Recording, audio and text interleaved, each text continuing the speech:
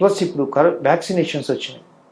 ఆ వ్యాక్సినేషన్ ఏంటంటే ముఖ్యంగా PCSK9 ఇన్హిబిటర్స్. ఇదిగో ఇప్పుడు ఏంటంటే ఎస్టాబ్లిష్డ్ డాక్టర్స్ స్టాటిన్స్ అని అనమాట.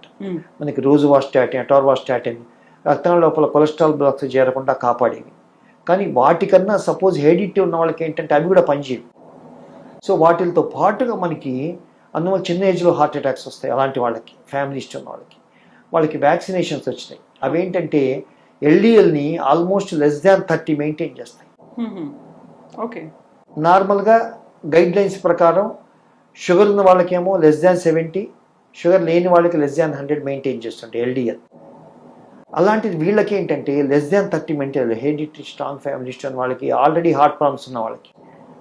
అదేంటంటే మామూలు స్టాటిన్స్ సాధ్యపడినప్పుడు, స్టాటిన్స్ సైడ్ ఎఫెక్ట్స్ వచ్చినప్పుడు మజిల్ పెయిన్స్, దెన్ ఈ PCSK9 ఇన్హిబిటర్స్ అంటారు వాటిని.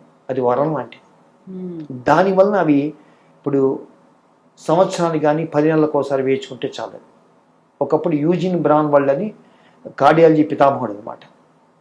ఆయన మాకు కార్డియాలజీ బుక్స్ రాసిన one of the important editors అనమాట. ఆయన ముందు చూపుతూ చెప్పాడు, ఎప్పుడు మేము 90లో కార్డియాలజీ చదివినప్పుడు, అదేంటి ఫ్యూచర్లో ఈ హార్ట్ అటాక్స్ రాకుండా వ్యాక్సినేషన్స్ వస్తాయి అని. ఆయన కళ నిజమైంది. ఇప్పుడు PCSK9 ఇన్హిబిటర్స్ కూడా సంవత్సరానికి ఒకసారి వేయించుకుంటే 10 నెలల నుంచి 12 నెలలకి ఆటోమేటిక్ మన LDL కొలెస్ట్రాల్ <30 మెయింటైన్ అయ్యి అట్లీస్ట్ ఇలాంటి హై రిస్క్ గ్రూప్స్లో రికరెంట్ హార్ట్ అటాక్స్ రాకుండా కాపాడు. ఆల్రెడీ ఒకసారి హార్ట్ అటాక్ వచ్చిన వాళ్ళకి, హెరిడిటరీగా ఉన్న వాళ్ళకి, చిన్న ఏజ్లో వచ్చిన తత్వం ఉన్న వాళ్ళకి అసలు రాకుండా చేయటం primary prevention. Especially LDL cholesterol కొంతమంది 500, 600 ఉంటుంది. సో వాళ్ళకేంటి 20 ఏళ్ళకే వచ్చేసిన హార్ట్ అటాక్స్, హెరిడిటరీ హిస్టరీ వాళ్ళకి. అలాంటి వాళ్ళకి ఇది వరం లాంటి. సో ఈ vaccinations. So 640 slides CT scan with a board వచ్చింది అనుకున్నప్పుడు that made your job easy and హ్యాండీగా. చాలా ఎగ్జైటింగ్ అనిపించింది. ఎగ్జైటింగ్ ఎందుకంటే పబ్లిక్లో మేము చూసిందంటే మా ఓపీలో రోజు కాన్స్టెంట్గా యాంజియో అనగానే గుండెలు బాదుకోవడం, మా బాబాయ్ అదేదో బైపాస్ ఆపరేషన్, దాంతో సార్ అది తప్ప ఇంకేమైనా చేయండి అంటారు. అప్పుడు మాకు ఆశ్చర్యం వేస్తుంది. సైంటిఫిక్గా రియల్గా వాళ్ళకి అవసరం, సపోజ్ క్లాసికల్ యాంజైనా ఉంది, క్లాసికల్ హార్ట్ అటాక్ వచ్చింది, TMT పాజిటివ్ ఉంది, అలా ఉన్న వాళ్ళకి కంపల్సరీ చేయించాలి. కానీ 100లో ఒక 75% చేయించుకుంటే మిగతా వాళ్ళు భయంతో చేయించుకోరు. అలాంటి వాళ్ళకి ఇది వరం. అప్పుడు అట్లీస్ట్ ఏంటంటే వాళ్ళకి ఓకే నాకు ఇది ఉంది కాబట్టి నేను జాగ్రత్త తీసుకోవాలి, లేకపోతే టైట్ బ్లాక్స్ ఉంటే క్లియర్ చేసుకొని చక్కగా హార్ట్ వ్యాధులు రాకుండా, దానివల్ల నా క్వాలిటీ ఆఫ్ లైఫ్ ఎఫెక్ట్ అవ్వడం, ఒక సోషల్ స్టిగ్మా. చిన్న ఏజ్లో హార్ట్ ప్రాబ్లం అంటే సోషల్ స్టిగ్మా, వాళ్ళకి ఒక రకమైన సెకండరీ డిప్రెషన్స్ అవన్నీ వస్తాయి.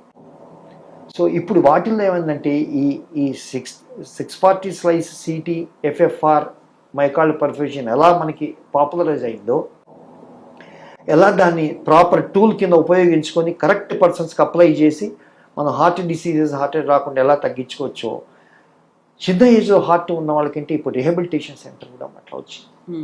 సో వాళ్ళని ఒక రకంగా మోటివేట్ చేసి కార్డియోపల్మనరీ ఎక్సర్సైజ్ వాళ్ళు చేసి, ఎందుకంటే వాళ్ళని నా జీవితం పనికిరాదు అనుకుంటారు, వాళ్ళని మోటివేట్ చేసి సైకలాజికల్గా, బాబు నీకు తగ్గిపోయింది, క్యూర్ చేసాం, స్టెంట్ అయిపోయింది, అది 15 ఏళ్ళు 20 ఏళ్ళు పనిచేస్తుంది.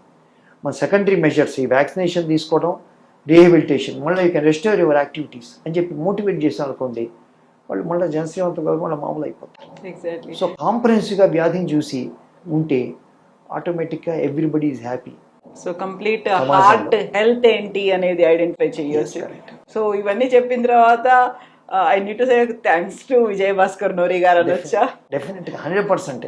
ఎందుకంటే ఇండియాలో ఫస్ట్ టైము ఇక్కడ తెప్పించడం నిజంగా great. Thank you so much doctor for the valuable information. Thank you. మంచిది.